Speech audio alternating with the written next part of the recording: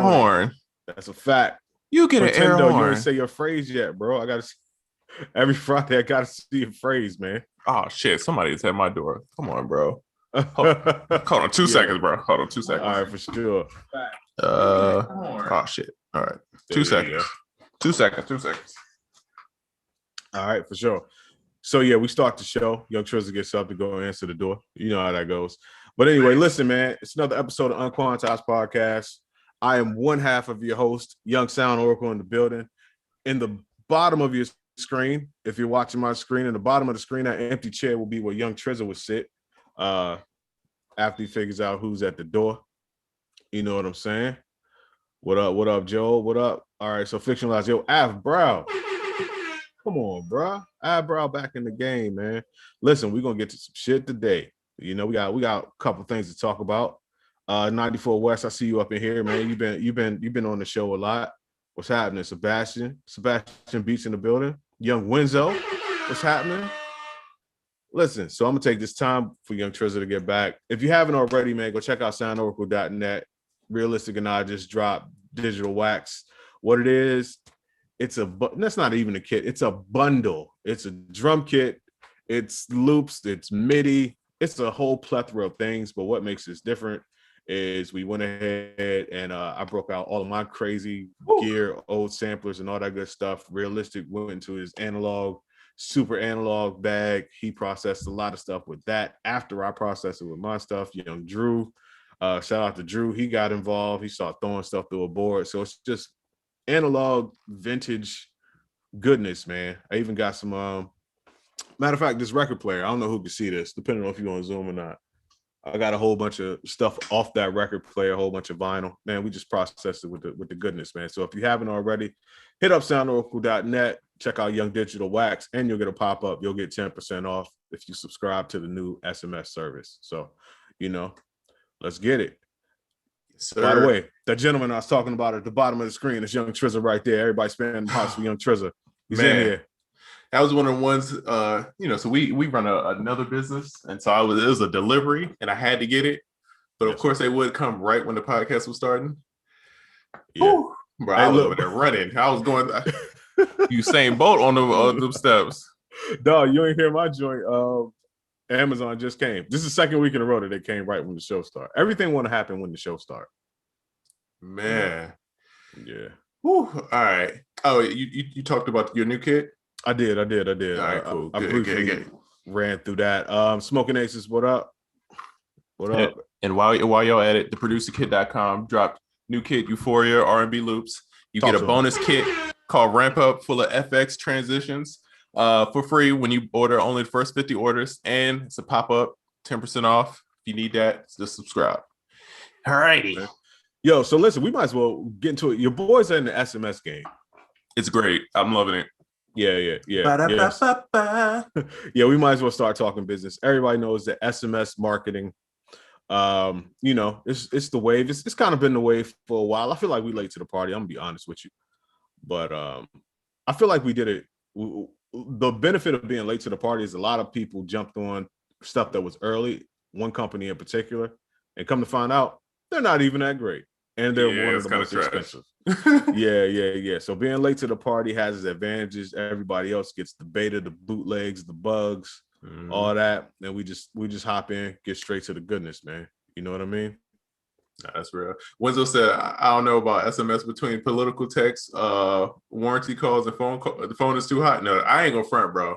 I don't know what I signed up so they could text me about this voting, but I feel like I didn't check. With SMS, they're really strict about you got to check the little checkbox to get it. I didn't check none of that about this voting stuff, bro. And I still get text. I'm like, dog, the election is over. Why y'all still texting me, bro? Listen, yeah, we ain't gonna do that to you. No, we're not gonna do that. But the political culture, much like the name I'm thinking of a new kid, loopholes. Oh, that's good. That was a good one. Just when you said that, I just thought of that. Don't. Hey, whoever's out there, I see you plotting. Don't do it. You lose your hand. But Jewel B Music said that Digital Wax. Hey man, I appreciate it. Voxy B is in here. Super songwriter, singer. She's in the building. Young friends with Umami. Hey, Young Vandal. Yeah, man. you know, Van. We met him somewhere. I think you introduced me to him. Did we? Yeah, it was at one of the events. I remember his Jeez. name. Shout out to Beats by J Black, Young Come Legend. on. Come on, man. He's in the building. I Beats by got, J Black I doing the got, bit. I got to send you the new sounds. Yes, indeed. Likewise. Likewise. Yeah, I'll DM you afterwards. All right, man. So, now listen, this is a Friday. Usually on Friday, I'm able to send out the podcast email earlier where I ask people to submit their questions and let them know that the show is going to start at 4, all that good stuff. What I'm finding is on launch days, which are normally Fridays, I can't send that message out. Therefore, we don't get a whole bunch of topics submitted prior to the show. Saying all that to say, this is where you guys Yes, hit sir. the questions in here. Now that we got this handy little question thing down here, make sure that you type in, ask a lot of questions, because the whole reason why we do this thing is to answer the questions of our production community or talk about the topics that our production community wants to talk about. So listen, don't be shy, get the Twitter fingers to work, start typing them questions, let that number rack up in the bottom, and we're going to start running through them, you know? And real quick before we start, I definitely want to give a R.i.p to Prince Markie D. Oh man, listen, Prince Markie D of the Fat Boys, as he's probably most popularly known. That was a part of my childhood. I did like the Fat Boys. I was fairly young, but I do remember them. But what people don't know about Markie D is after the Fat Boys fame, he became a huge industry producer. Like he produced some hits. A lot of people don't know about that. People just know he was in the Fat Boys, and his production joint was kind of a little more low key. But I think one of his first big hits that he produced was like "Real Love" for Mary J. Blige or something like that. I had no idea. I didn't know that. Dog, check his discography. Prince Markie D did a whole lot of joints. So shout out to him. Yeah, man. That's crazy. Yeah. He's one of those people. Like, it's funny because people that in a group, he wasn't a one-hit wonder by any means, but people in a group back in the day, and like, oh yeah, that group kind of went away because that sound went away or whatever, and I don't know what happened to him. And it's a lot of people that transition into different, even more lucrative careers, but you just kind of don't know. When you said that, it made me think of like Full Force, like how like everybody just associate them with like with like House Party, and then they really, bro, Full Force got the jams, bro. Like, yes, sir. Backstreet Boys, like who else did they do stuff for? They had like their resume is crazy, bro. Yes, sir. Oh, they fire. I'm gonna kick ass. Zulu Child in the building. All right, man. So while we are here, I kind of wanted to touch on the topic while we're waiting for these questions to come in. I talk to a lot of people, and people seem to be at any given point in their careers, they seem to be short on, ideas for things, ideas for how to get out of beat block, ideas for new products, ideas for just new things, period. And I think what's not talked about a lot or enough is borrowing ideas from other industries or just from other areas of life. We talk about that on here every now and again, but I don't think it quite sinks in when we say it. So just think about it like this. In production, there's only so many ideas that you are privy to that you can see at any given time. But now think about this small community of production that we're in, and then think about how big the rest of the world is. You know what I'm saying? Like, how many more ideas are there in other industries? And listen, life is simple. It's not easy, but it's simple, right? So you can just look at something and most of the time easily find a way to adapt it to what you're doing. Okay, let me give an example real quick. Preach on. This is less of an extreme example than the other two are going to be. But number one, Gabe. Let's take Gabe for instance. Shout out to Gabe. Shout out to Legion Beats. I talked to young Gabe the other day. Always a pleasure talking to him. The other night we was on the phone for a minute, just wrapping it up. But we said it on the show before. Gabe really introduced the funnel game to this community, right? Now, Trizza and I have been privy to just other industries because of the different types of things that we listen to prior to even coming into this community. And that's been a staple of how those communities work, right? Other business communities, you know, click funnels and the art of the funnel and all that stuff is like the 101 of that.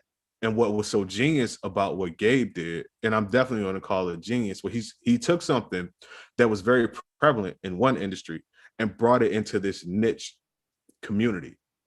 And it really changed the game for a hot second. I mean, some people was so much so. Listen, when people are talking about something with skepticism, large amounts of skepticism, and a lot of people, large amounts of I want to get in, just a lot of talk about it. That's a game changer. That's shaking up the industry. So love it or hate it, and you should probably love it because it was genius. He did that, right? So that was an idea, kind of an example of borrowing. Shout out to whoever bought that. Kind of an idea of taking from one industry and giving it to another. I'm gonna give two more very quick examples. Morris Day. Okay, this is a far off example. Morris Day. He had a single called "The Bird." It had a little silly dance that went with it. Was a #1 hit back in probably like 80 something. Super #1 hit. My man came up with that because he was watching the Flintstones and he saw how the pterodactyl was flying. And it made him make this dance. And then, and it made him make the song. And now it became a hit that I'm pretty sure he made however much off of. And people know that to this day. That's the idea of borrowing from another industry. I'm pretty sure he's like, man, I need a hit, I need a thing, I need a dance or whatever. And my man just sitting on the couch. What was he smoking? Probably was on that gas. Rolled up, right? He probably rolled up. He was like, nah. Put the whole thing in there. And you know, he's doing this thing, and next thing you know, he sees that, turns into a dance, turns it into a song, turns it into a whole bunch of money. My boy's on that Zaza. He's like, got them rents. He got the rents out here. I got the Obama presidential rents mixed with the Joe Biden vice presidential rents. Oh, man. But listen, so here's another example. And if you like that one, you're probably really going to like this one. The dude who made Pac-Man, he had done some stuff prior to that. They needed a hit game, a hit video game, right? My man was trying to think of a character. He's trying to think of a whole bunch of stuff. So he wanted to meet with his people to brainstorm over what the character should be. So they went out to eat, went to a pizzeria, ordered a pizza. Somebody took a slice out. What shape is that? That's how you get Pac-Man. That's Pac-Man. A whole pizza with one slice taken out. Boom. And now the character's centered around food because you're eating at the pizzeria. That's how Pac-Man was born. That's wild. So using these as examples, like borrowing from other industries, like it's right there. You could go outside and look at a spider make a web and probably come up with something if you just approach it from that perspective. So yeah, man, you get stuck, turn on TV, figure something out. You know what I'm saying? First of all, first remark I have is, are you saying Morris Day is the original TikToker?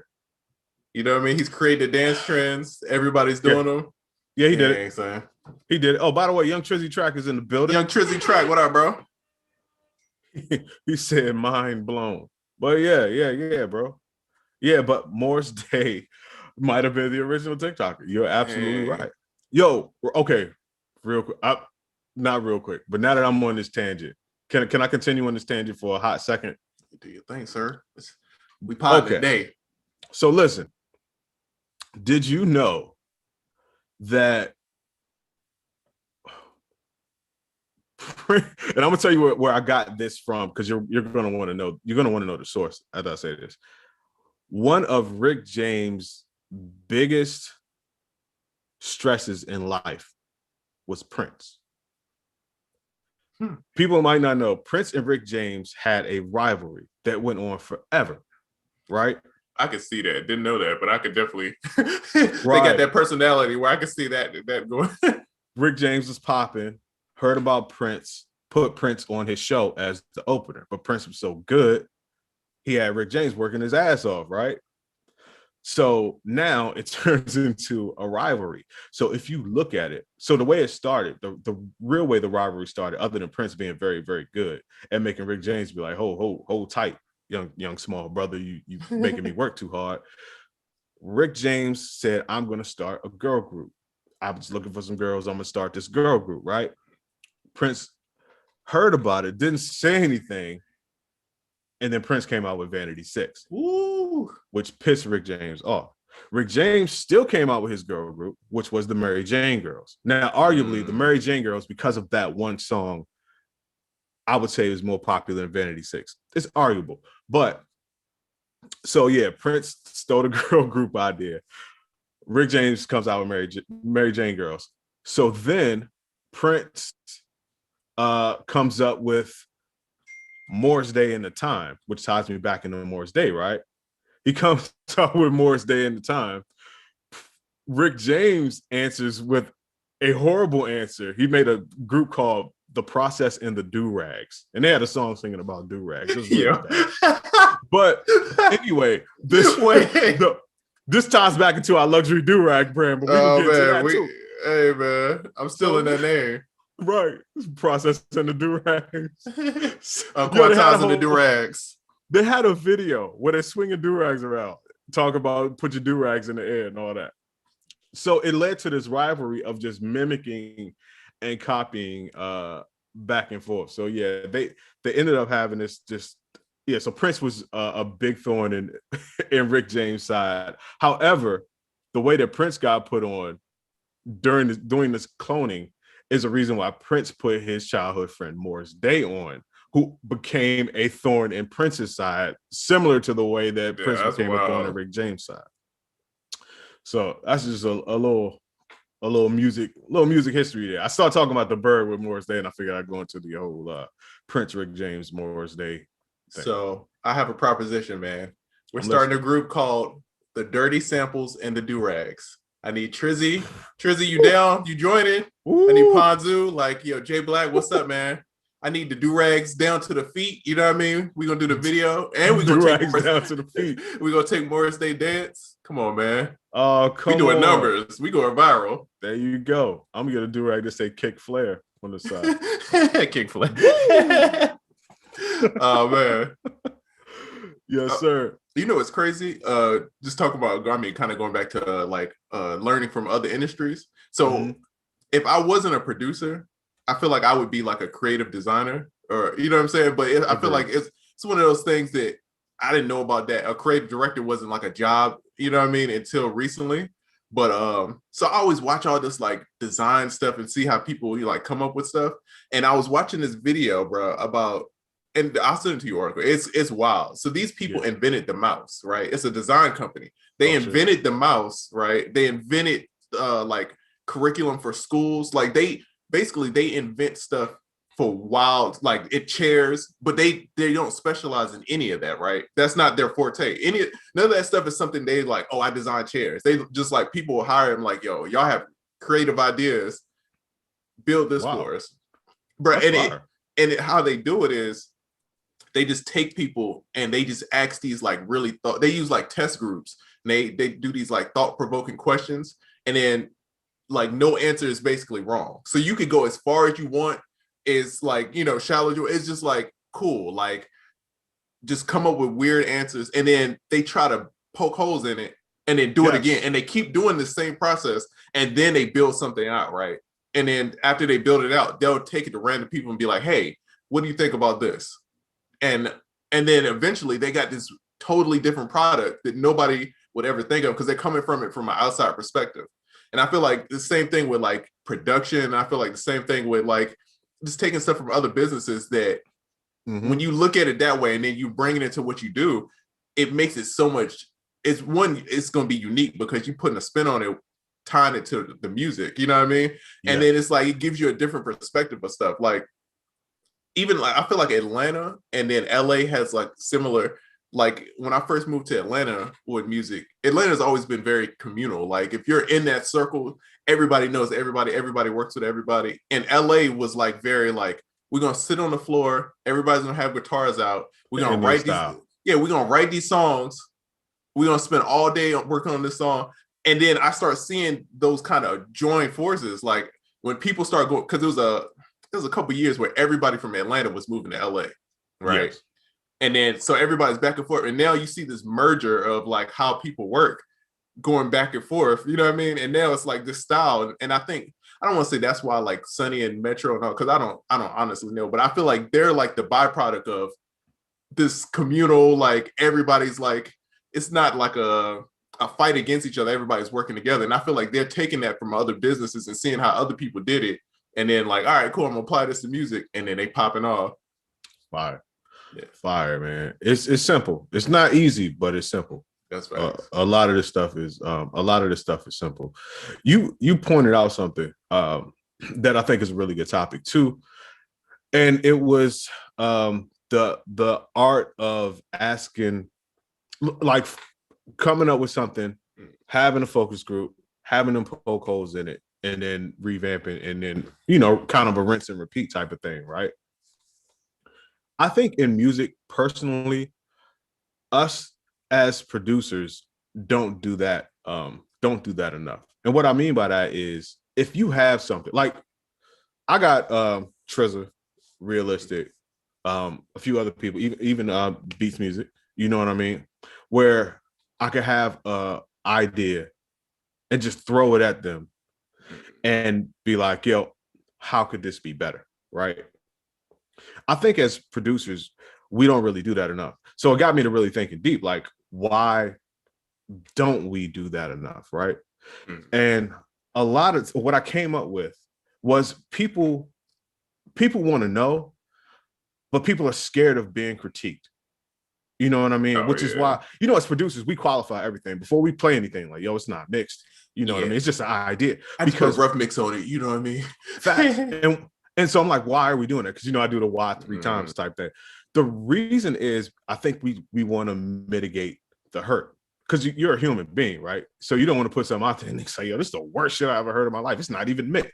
So everything that is one of the worst critiques you could hear about it, you tend to use that as a qualifier before you put things out there, right? We need to stop doing that. There needs to be a form of respect where basically, like, if it's somebody I like, and I know they wouldn't be disrespectful to me, I don't even ask, what do you think? I ask, what's wrong with this? Because number one, it opens up the person to only say negative things, and it's okay. And I think as producers, as just creatives, we need to invite that. You kind of just gotta make a space for it, invite it, and then just brace yourself for what it is, because you'll come out better on the other side. You know what I mean? So kind of like, yo, all right, trash whatever this is, I'm sitting like, what's everything wrong with it? Go ahead and trash it. And it needs to be a safe space, or you need to have those people that make it a safe space for you to do that. Because that's how you get better. Because when you ask your friends shit, they your friends, man, it's cool. It was good. It was fire. They'll tell you some shit is fire and it's trash, bro. And you know it's trash. But that's your man, or that's your girl, or whatever. So they're not going to tell you it's trash. But you need a group. You need a community. You need a couple people. And you need to harden yourself on the inside to accept that type of criticism and that type of critique, because that's the only way you're going to get better. So I would advise people to start asking people, instead of asking people, what do you think about this? Just ask people, what's wrong with this? I don't even want to know what's right sometimes. I just want to know what's wrong. You know what I mean? I learned this from Tony Robbins. I forget. I want to say it's Personal Power too. I'm a big Tony Robbins fan, right? So I've listened and did all his courses, right, through the years. It's helped me like tremendously. And one of them, he says the question you should always ask is, what can I do better, right? So anytime I'm talking to somebody, that's the question I'm at. If I'm trash at basketball, right? I'm gonna say this out here, put it out here. I'm horrible at basketball. I could dribble decently, I could shoot enough, right? But I'm not the guy that you're gonna want to pick up, right? I'm not the first pick, right? I'm gonna be at the bottom of the barrel. I'm cool with it. You know what I mean? I spend my time making beats, right? So I was in LA, and I think me and Diego were playing, and we were playing. And bro, so every time I would play, I would be like, yo, all right, because I hadn't played in like 10 years, bro. I'm like, yo, what can I do better? What can I, bro? By the end, I was pretty decent, bro. You know what I mean? I was because if someone is just like, hey, you just need to adjust over there. Hey, when you play a defense, your stance is a little off. Change like that. It's those little quick things that it makes all the difference, right? So it's like, by the end of playing like 3 or 4 games, I had picked up everything that I need. I know basketball, like the sport of it. I'm just not, I haven't physically played. So in that quick time, I turned around something where I was low-key trash and then made it better quickly. And that's, bro, every time I do, and you can ask Oracle, you can ask anybody, bro, I'm constantly texting my friends like, yo, all right, so if you did this, how can I do this? What can I do better about this one? Yes. You know what I mean? And it's a nonstop. That's my favorite question I ever asked. And in that same book, Tony Robbins always talks about you just got to ask better questions. That is a fact. That's the whole thing. It's just like asking better questions. Because even thinking is just asking yourself a question. That is a fact. That is a fact. So your question, your theme question is, what is it? How could this be better? Yeah. How can I do this better? Okay. And mine is, what's wrong with this? Tell me what's wrong with this. But yeah, so that's one. Yeah, we have the same approach. But that's how you really get better. But you have to open yourself up to a critique, to being critiqued harshly. Like, you should invite it. And if you need help, call me. I am devil's advocate number one. I will find the cloud in any silver lining. You know what I mean? Most people do it the other way around. I find the cloud in the silver lining. So, but that's the only way you get better. I just thought that was worth talking about. My wife and I were talking about that earlier, about why people don't start their business, or why people just don't ask questions and don't like to be critiqued. You got to harden yourself to it, man. Do you want to feel good, or do you want to be better? Exactly. So, okay, this kind of piggyback on, he said some people won't critique you for the better, right? And my thoughts on that is, with anything, you have to think of the average, not just one, right? So if you're doing, like, it always goes back to advertising for me, but like with Facebook ads, you can't dictate Facebook ads on one day, right? It's the average of how long you've done it over like 7 days, right? And if you're under, then it's good. If you're over, then it's like, all right, you got to change something. Stocks, you can't dictate it, or if you have a down day off that one thing, because it's really the overall. It's, are you up for the month, right? And the same thing with people, right? What is it? Like they said, 3 people going to be indifferent, 3 people going to love it, and there's 4 people going to hate it. It's something like that. It's what people say, right? So you want that though. You're going to, it's the averages. So you want people that's going to be, get them out the way. But you need that mixture. You need the mixture of somebody who's gonna give you the harsh criticism. You need somebody who's gonna give you the love. You know what I mean? Like you need all of that, bro. My homeboy, he was my manager for years, dog. One of the toughest critics ever, right? But it's a great. I know exactly what you said. I know exactly what you're talking about. One of the toughest. Like, soon as you play me, no, that ain't it. Turn that off. What you doing, bro? Like, are you wasting my time? He's like that, but he does it out of love, though. And it taught me so much, bro. It just being in those situations, it taught me a lot. Because at first I would get mad about it, but then I realized, like, he just pushing me to get better. You know what I mean? So it's not a personal thing. It's all about, like getting to that next level. So once I understood that, man, I was happy. Like, all right, cool. That's not it. All right, I know what to do to fix it. I know how to get that attention that I want. So and you know where to get the truth. Exactly. That's the thing. People think if you critique them harshly, people may not like you, but actually you become such an honest person that they know they can come to you for the truth every time. So, man, I think that's really dope. But just matter of fact, before this, I just started my affiliate program. I've been an affiliate for other people for a quick minute, just figuring it out. And I started my own affiliate program and signing up affiliates to my program. And one of the people I hit today, and I was like, shout out to whoever just bought that. Hey. One of the people I hit up today, I was like, I sent out my first affiliate thing that I was doing, the first affiliate thing for a new launch. Like, here's the launch, and here's the info about it, here's the Instagram caption, and all the things that an affiliate might need.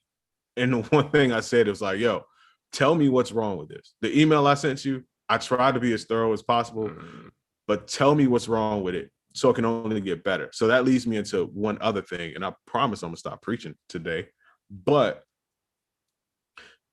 stop stalling in the name of perfection. That's right. You hear it often, but you hear it so much that it falls on deaf ears and people still continue to do it anyway. The method is, like, for instance, instead of sending out that email I could have tried to perfect that email and put everything in it and make it as beautiful as possible and probably sat on it for a couple of weeks or a couple of days. But instead, I'm going to pick one person, a small group of people, and I'm just going to go in. I'm just going to literally just whatever comes to my mind. Okay, here's the info you need. Here's this, here's that, whatever. And then send it out. It's not pretty. It's a rough draft. But then when I ask what's wrong with it, now I can go back and perfect it over time. That's the benefit of a focus group or a friend or whatever. Now you bounce those ideas back off of. Now it becomes prettier. It becomes better. And as it goes out to the other 90% of people, it gets better and better and better with each iteration. Because a lot of times we try to get shit perfect, but we're the only people looking at it. Exactly. We become biased. We become tired. Instead, if you would have just took the rough draft, whatever just first came out and ran with it and threw it at somebody and had them go through it and then ask them, man, listen, what took you 2 weeks or 2 months to get perfect? You could have got better in 2 hours because one right person would have told you everything that's wrong with it. You could have fixed it immediately instead of going off of your own biased mind. So get those people, get that group, people you can bounce shit off of that's gonna give you the real. Yes, sir. We got some good comments, man, about this subject. I want to get to a couple of these. I saw Wenzo and Gems. Let me find that. Oh, she says, about to give away a gem. I created a chart of areas for people who provide feedback with a spot for their recommendations. I'll then use their suggestions that improve the product. Oh, you potting today. Yes, you potting. Hey, shout out to them. Yo, come on. Going ham. Launch day, baby. Fiction says, I'm more concerned that if someone gives me notes that I may not know how to execute the advice they give me. I mean, that's a good problem to have. That's one of those problems you worry about when you get to that. Right. You don't worry about that problem now. The first problem is not getting the advice or not being man or woman enough to offer that type of raw advice. By the way, the person that I said, let me know what's wrong with this, it was Beach Music. I just saw his name and it reminded me. So no. Shout out to Beach Music. Yes. My grandfather used to say, don't put the cart before the horse. There you go. You putting the cart before the horse. You got to, one step at a time. One step at a time. Yeah. That's how I think. Fiction, I want you to go look up this book, Tony Robbins' Personal Power 2. Right? Because for me, when you ask for advice, it's a common theme of certain stuff that I see from you. I feel like that will help because it helped me a lot. That book is incredible. It really helped me like put a perspective on stuff. At least check it out. See if it'll help. You know what I mean? Nice. So first we got music. Oh, first shout out to my dog Ponzu. Happy birthday. Happy belated. Oh man, yeah, for sure. He says Pirates of Silicon Valley. Watch it. It's a movie about the story of the rise of Microsoft and Apple. Microsoft bought them out minutes before they sold the idea to Xerox. Oh snap. That sounds like my kind of. And then this music. Mobile Music Pro says I was a software dev for 15 years, right? So first of all, this is a side note. This is off the podcast. He says, software dev, please tell me, is it C++? Is that Juice? yeah. Juice? Is it Juice? Yeah, is it Juice? Please say it's Juice. Yeah, because if you know what we talk about, we need to talk. I need your info if that's the case. Please say it's Juice. And then he says, he asks, what affiliate program do we use? So we both use 2 separate ones. I'm not gonna say the one he uses because I'm on some. It's become reason. It's a little beef. You know what I mean? They ain't try to give me. They tried to tax me on some stuff, and they gave Oracle the love deal. I understand, but Yeah, that's a fact. That's a fact. They wild out. I use Secomap. I think it's how you pronounce it. Yeah, I think that's how you pronounce it. Yeah. What about you, Oracle? Young Reversion. Yes, sir. Big Low says, I swear that quote is from Ultimate Power. It might be some of those overlap with the Tony Robbins stuff, but I know Personal Power because I'm on day 25 of Personal Power now. I every couple months I end up doing that same program. I have the course and I just keep redoing it. Anytime I feel like I'm off and I'm slipping, I go back to it, it again. Smart. So that's how I know that what I'm talking about for her, it's in there. Well, yeah, Young Banana Hands always got the gems. That's for sure. I always think of Shallow Hell when I think of Tony.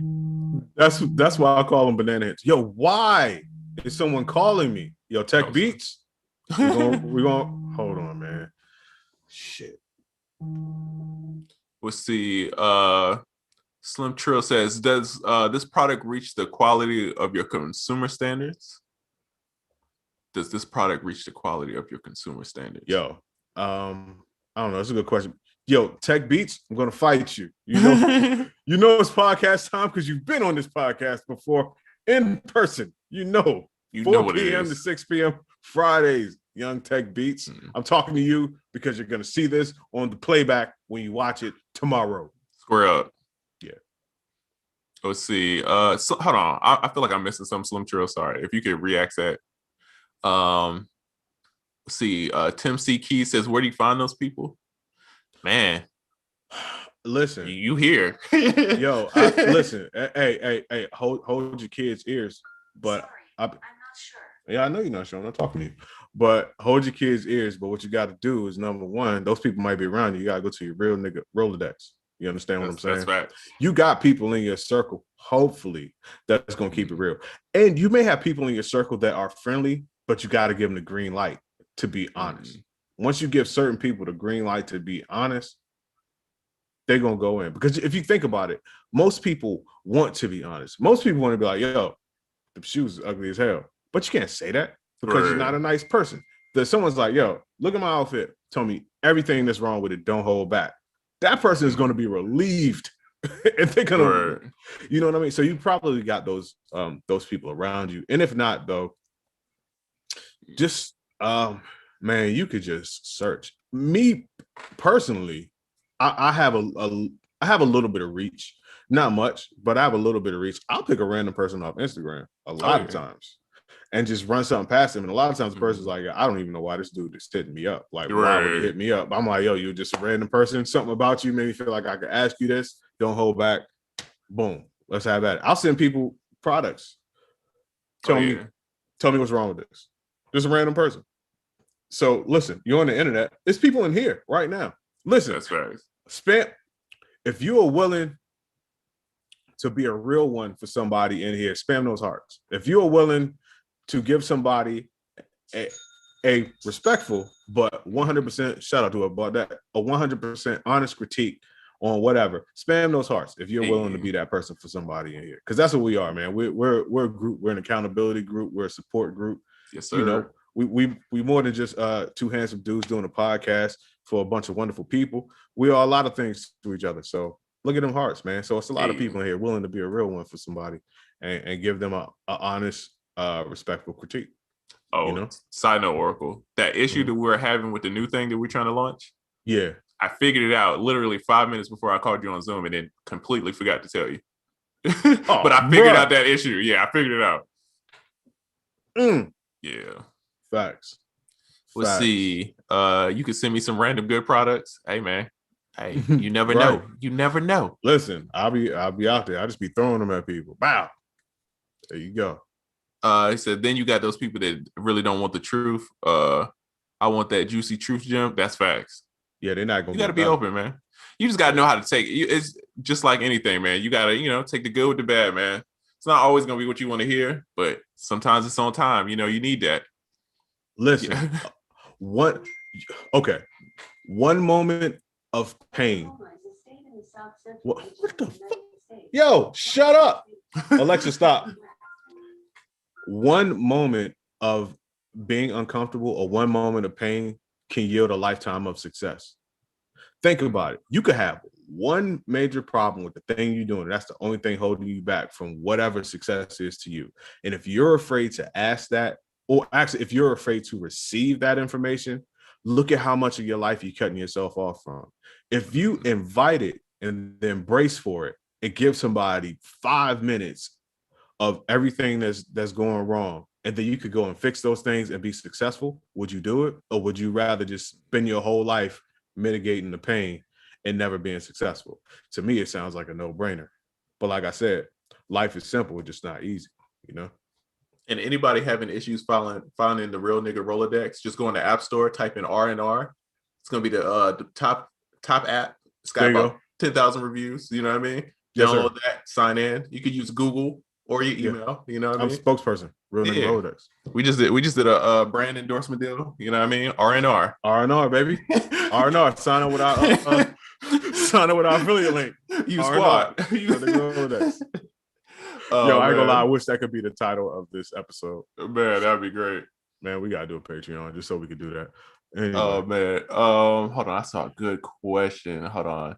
About to release my first commercial product on March 3rd, which is a paid drill / trap sample pack. Hey, that's what's up, bro. Fire.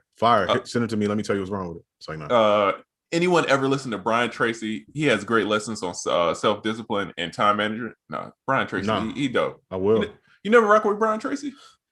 I don't know. It'd be one of them people, like I see it and I'm like, oh yeah. Homeboy. He just give me a little he's just a little bit too old manish for me. Sometimes I need the energy. Like I don't like what's the E.T. the hip hop preacher? I can't listen to his stuff because he's yelling. I feel like Meek Mill's giving me a motivational speech. I don't like the yelling part. So I need somebody in between, like Brian Tracy and him. Anybody in that little middle zone, I could rock with. Yeah, don't give me the Baptist preacher thing. Yeah. Anybody just like yelling at me like, you just sitting on the couch anyway. It's like, all right, bro. Calm down. Yeah, bro. That's my thing. Yeah, miss me with a whole bunch of theatrics. I want the word. Give me the word, Slim. I don't want the theatrics. Give me the word. Tell me what I'm here to hear. Tell me what I need to know. Stop trying to sell me with all the theatrics. That's right. Just Shakespeare ass. Let's see. Jim Rohn. Yo, facts. Yeah. Guy Kawasaki. Oh, facts. Yeah. Shout out to Guy. Rich Dad, Poor Dad. All right, hey. We went on a tangent. Yeah, we did. Hold on, we got some questions. Oh, and Tech Beat says, "My bad, bro." He's in I thought he wasn't gonna say it till tomorrow. Young Tech Beats, and I know what you're calling about too. My guy. Yeah. I hit you after the show. Yes, sir. Oh man, I went in on Young Tech Beats. That's my brother. By the way, if you don't know my brother Tech Beats, man, go follow him. Superstar producer, working on all the. Oh yeah, all the good albums. He got some shit coming out, dog. I can't wait to hear it myself. All the good albums. He be like, "You on that one? Yeah, I'm on that one too." Yeah, all of them. Facts. Oh, and I don't know if I shout out Billboard, but I saw them in here. Shout out to Billboard Hitmakers, man. Oh shit! Shout out to the dogs, man. Man, for sure. Come on, man. They're the dogs. They're the dogs. By the way, I did Spacewalk and Reckless Wave with Billboard, and but aside from those minor accomplishments for those guys, they also did, I don't know, Roddy Ricch, a million other people. Mm-hmm. And them guys are crazy. So the question says, can you guys expand on niche production? Also touch on non-mainstream mixing. Is that mixing? Yeah. I can't tell. It's cut off on my screen. Oh yeah, it's mixing. I see. Okay. All right. So expand on niche production. I don't know exactly what you mean by niche production. To me, niche production is like, I'm like metal country hop. Or something like that. Dance hall country.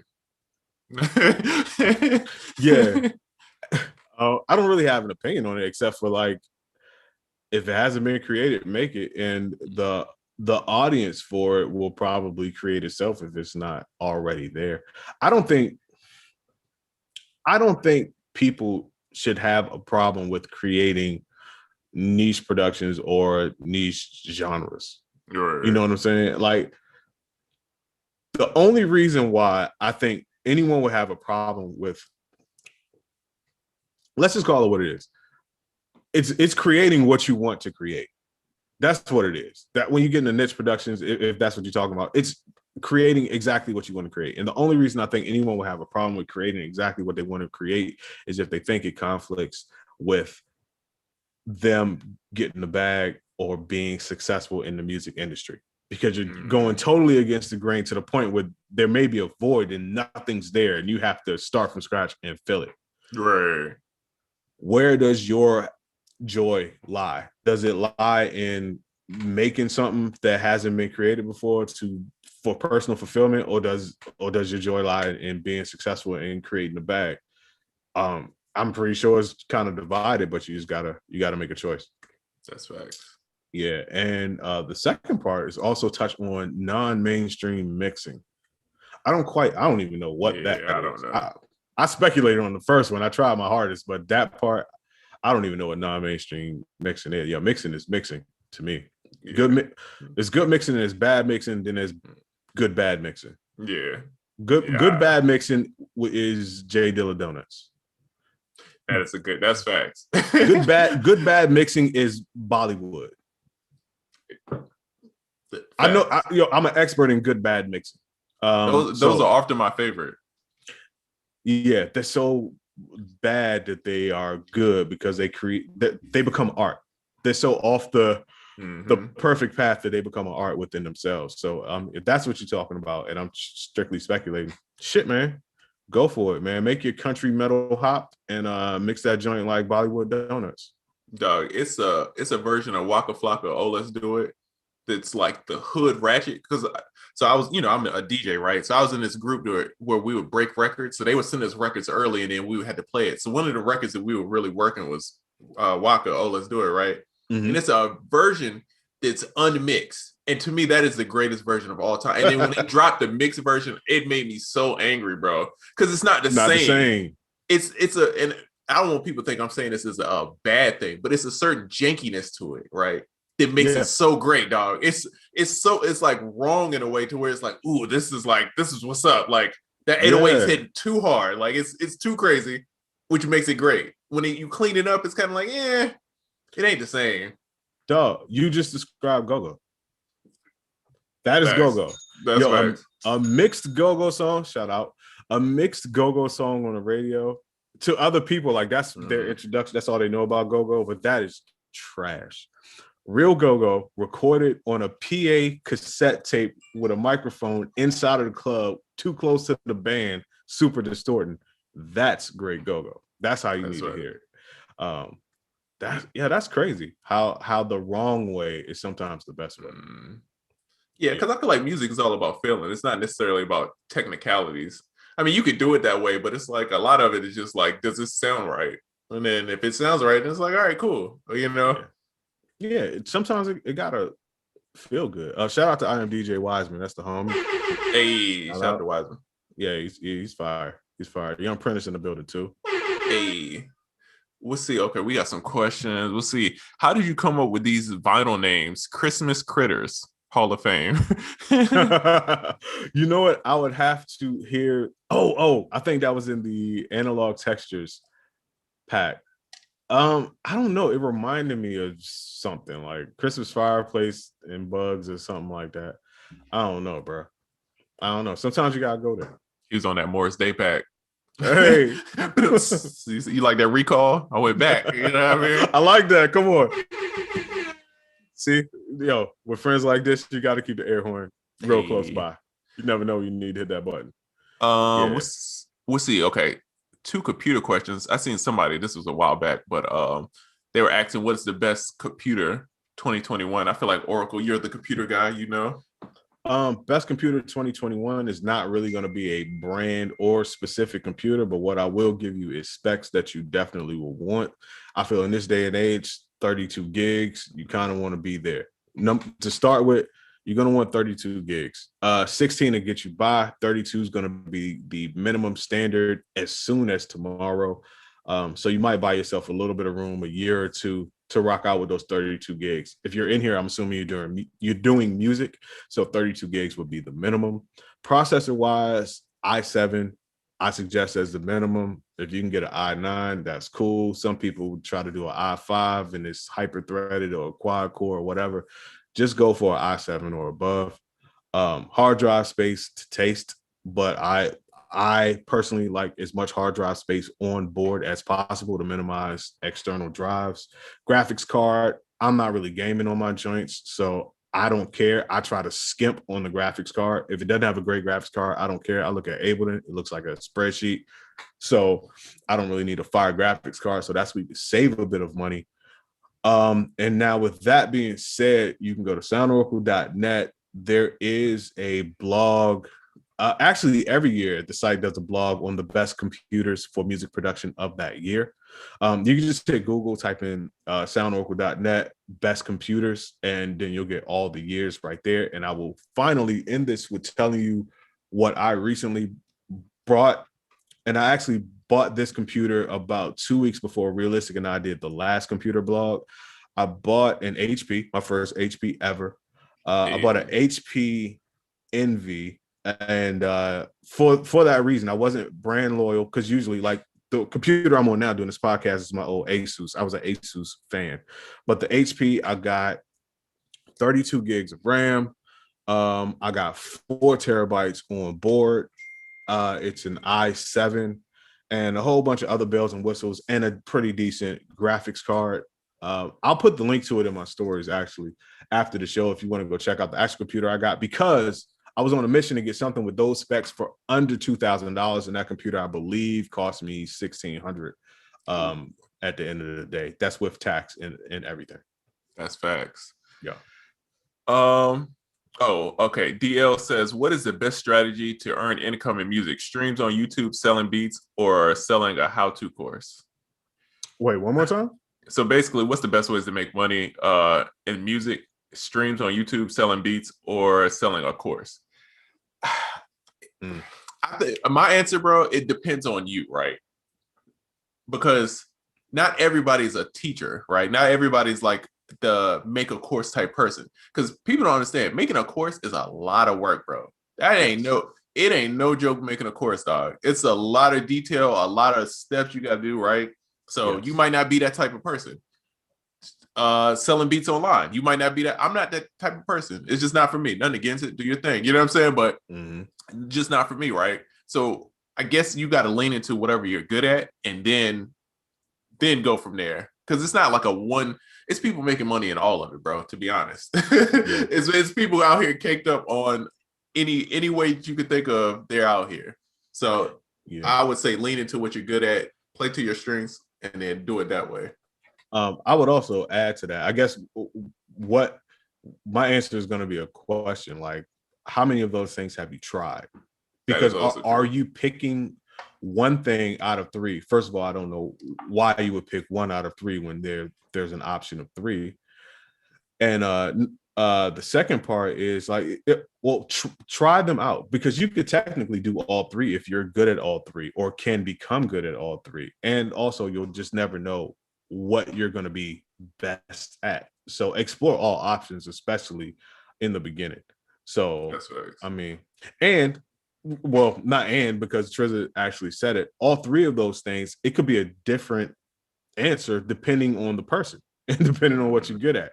What are you good at? Have you tried all 3? If not, hey man, get to trying. Yes, sir. Okay, Jay Fatty, he says, yo, I hope everything is well. I got some royalty questions. Okay, mechanical royalties use distributors like DistroKid to collect performance royalties. Use PROs like BMI and ASCAP to collect. Non-interactive performance royalties use Sound Exchange. And if you don't have a pub admin, you can sign up for Song Trust to collect international royalties and the other mechanical and performance royalties that others don't report. Is that correct?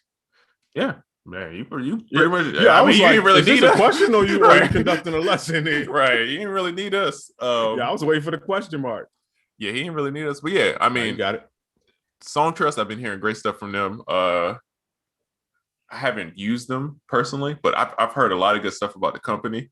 You know, of course, if you haven't signed up for ASCAP or BMI, CSAC, I don't know if CSAC is still invite only, but you know, check that out. They're a great company. Yeah. Greg not over there no more. Never mind. Greg. Yeah, he gone. He ain't even in Atlanta no more. I forgot. He in Tennessee somewhere, bro. Yeah, he out here. Yeah. He was on the show last week, wasn't he? Yeah, he was over here. Young Greg. Yeah, so as far as, I mean, and I might be mistaken. It might be something I'm letting slip, but as far as my understanding, you got it, bro. And Sound Exchange, please sign up for that too. Young Secret, what up, bro? He says, what are the 3 most frequent computer hardware / software barriers which repeatedly impact your music productivity to the point of stoppage? RAM, running out of hard drive space, Mhm. and actually, you said 3. Those are really the main 2 for me. And I guess you could get into processor speed because that really does count. But I mean, if you got a decent processor, man, RAM will really get you. And more than either of those, cause try to make sure my processor and RAM is cool. Just running out of hard drive space, because then you start. Okay, here's my opinion. Some people that don't have a lot of hard drive space means that a lot of times they skimped on the price. They skimped on that because of the price of the computer. It had a small hard drive space, which means you're a person that will skimp on the price for a lot of other things. So when you have to start buying external hard drives, you'll tend to buy smaller ones, which leads you to buy a new one every year. Now you got 4 or 5 external drives hooked up to a hub, hooked up to one USB port. There's probably a USB 2.0 because your computer is 5 years old. So that's why I say future-proof your computer buying purchases. But to summarize, I would say RAM and hard drive space. I was gonna say serum pads. Bro, Oh, I feel that's like the no killer. matter how much RAM you got, how big your computer is, bro, That's it's the like killer. pads for some reason, bro, will take you out, dog. It's one of them things. It's just like they're the Thanos of the software industry. You know what I mean? Alexa, stop. Yeah, you ain't lying. Let's see. CSEC is not invite only, but the membership process is strict. Okay, cool. Okay. They used to be where you only could get in if somebody like pulled you in. Mm-hmm. But it was Clubhouse. Yeah, it was basically Clubhouse. But I hadn't once. One I was at. I've been on ASCAP, bro, since forever, bro. So I'm not leaving, bro. It wasn't worth it at the time to leave. And then once Greg went there, then I was definitely trying to leave. You know what I mean? That's a fact, man. Greg was a real one, man. But they're all good companies because it's crazy. CSEC, the office is like down the street from my crib. So I'll just be over there. It's crazy. ASCAP and CSEC are right across the street from each other, and they're right by my crib. I figured that out because I went to a party at ASCAP one time. Then I went to a party at CSEC one time. And then I went around your crib one time. I was like, hey, he's down here where all the joints is at. Speaking of real ones, man, a real one by character and by name is in the building. Young Realistic Productions. Hey, my dog. Shout out to Realistic, man. That's my guy. He says we'll be dropping a blog on best computers in 2021 in a few weeks. You're damn right we will, because it's a new year, therefore a new blog with new computers. Also, the reason why I wanted to shine a light on this real one, other than him being out of the hospital and being home, is that his birthday is tomorrow. Hey, shout out to my dog, real man. one's birthday. So spam them hearts for my guy. SoundOracle.net's own. Hey. Just all around great guy, Young Realistic, man. Hey, I'm gonna salute my brother. You know what I mean? Take a little Jack Daniels. There you go. From a dog. Mm-hmm. Yes, sir. I'm off the Chopin vodka. Let's see what else we got going on. I need to do something, bro. I'm so trash with this content, bro. I gotta get better, bro. I recorded the whole thing of me building my computer and then just realized that I recorded the whole process of me building the computer and forgot until just now. I literally just thought I never put it out, bro. That shit is sitting on my camera like, yo, I spent all this money, built a whole computer, documented it, and then forgot completely. But does it really come down to editing? That's my issue, bro. It's the editing. Yes. That is my whole issue. I feel you. I don't do anything on camera except for this show. Mainly because I'm trying to not do that anymore, but I would probably do more if I could just record it and dish it off and somebody would just edit it and make it look good, because you'll find people that will edit it, but they won't edit it to make it look great. By the way, shout out to everybody involved with making these podcast clips look great. Hey. I'm proud every week. That would be Beats Music and Realistic. Shout out to them, man. The editing, fire. Beats Music on the timestamps and such. Realistic on the clip cropping and all that good stuff. They do it up. But if it was up to us, you saw 4 years. 4 years before this season, it was up to us. And you never saw a podcast clip ever. You had to catch it on Instagram and then it was over. That was it. Yeah. I gotta figure that out, bro. And it's weird. I feel like editing is in a weird spot of either it's cheap and they're trash or they're dumb expensive. And it's not like it doesn't make sense to keep being consistent. Because I would want to do like a video, 2 videos a week, right? Mm-hmm. It's people charging $400 a video. And I'm like, bro, that doesn't make sense for me because I'm not making money off these videos. So I would just, bro, that's $800 a week for editing. I'm like, bro, no, that don't make sense, bro. I can't. If somebody came in with a better deal, I can finesse it. But that's a little crazy. It is these companies that charge a flat rate. I need to look back into that. They charge a flat rate and then they just do the videos. But you know, they I gotta figure it out. They be taxing, bro. They be taxing. Yeah, super taxing. Let's see what else we got. Oh, someone says, hold on, I gotta find it. It was a little bit further back, but it was about Gain staging and their drums. Oh yeah, I did see that. In the meantime, we got these other questions. So I got it. Look at them. I got it. So how should I gain stage my drums? I always keep lowering everything until it's negative 24 dB on the kick. I don't go that low. Yeah, that's a whole heap of headroom. Yeah, like whoa. I don't go that low, but I do think you have the right. I don't know if you got the right process, but my process is I put the kick at a certain level and then I mix everything around the kick. Mm-hmm. I agree with that. That negative 24, I think is a bit low. Any of my engineers in here, realistic, I'm talking to you. Any of my engineers in here, let that man or woman, I don't know who asked the question, know a good starting point of where they should be. Because I'm pretty certain negative 24 on the kick is way too low. That kick over there whispering. Yeah. I'm not gonna lie. I might hit you with a negative 12. Depending on how much is going on, a negative 12, the whole joint is not gonna come in over negative 6. I do know that. I never have like my whole mix coming in over negative 6.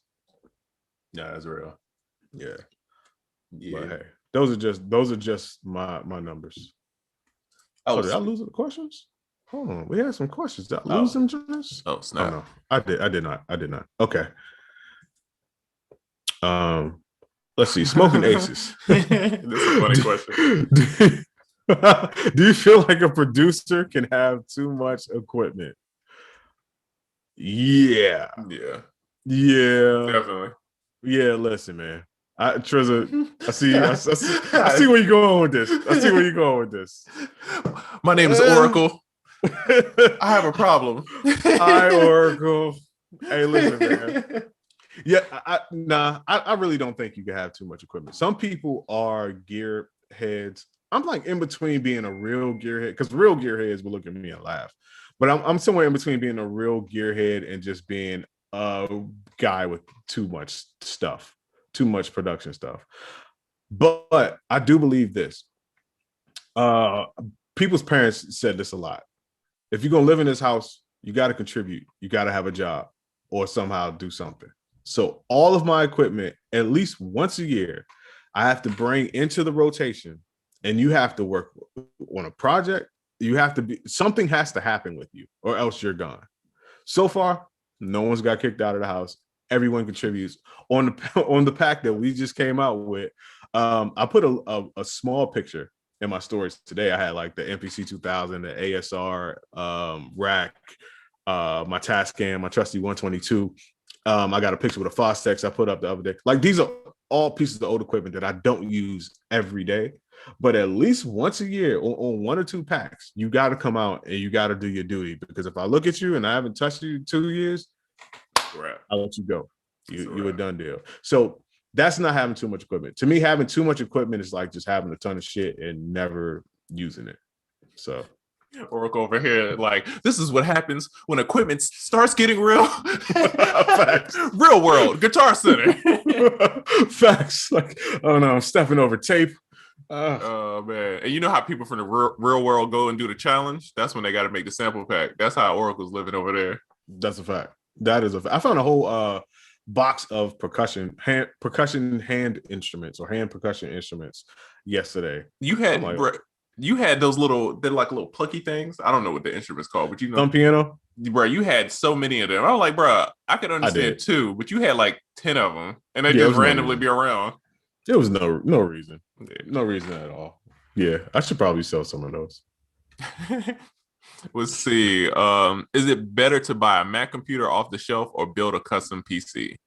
You know what? I have an answer for that, but I think the best person to answer this would be because I'm honestly curious. I don't know where you're gonna answer given your new thing.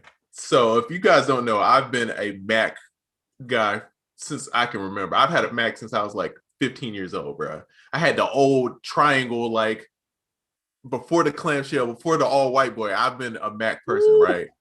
I hadn't, and until recently, I hadn't been on a PC for maybe 15 years, bro. I hadn't owned one. It was crazy, dog. It was a long time before I had owned a PC. I recently built a PC, right? A gaming PC, and I was really reluctant, right? Here's what I say. I still love Mac. I'm still Apple gang, right?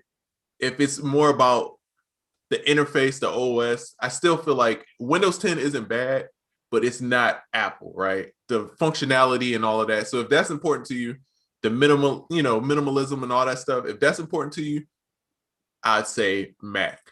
But I will say, this computer I got is stupid fast, dog. It's incredible, dog. Like I had a moment where I would like open stuff and because I was trying to close something and then open it back up.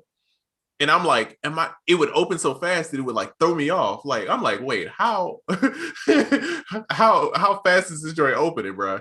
So if you're doing power performance, I would say custom PCs isn't a bad way. If you want like functionality and the feng shui kind of vibe, I would say go for Mac. But with Mac, the issue that you're gonna run into, bro, is that you have to max out when you buy it. You can't. Don't make the mistake I made when I bought my MacBook Pro. I bought a smaller hard drive, and I regret it every time, dog. Every time I had to clear out my computer, I regret it. So if you're gonna get a MacBook, spend more, get the OD dumb hard drive because you're gonna hate it afterwards. True.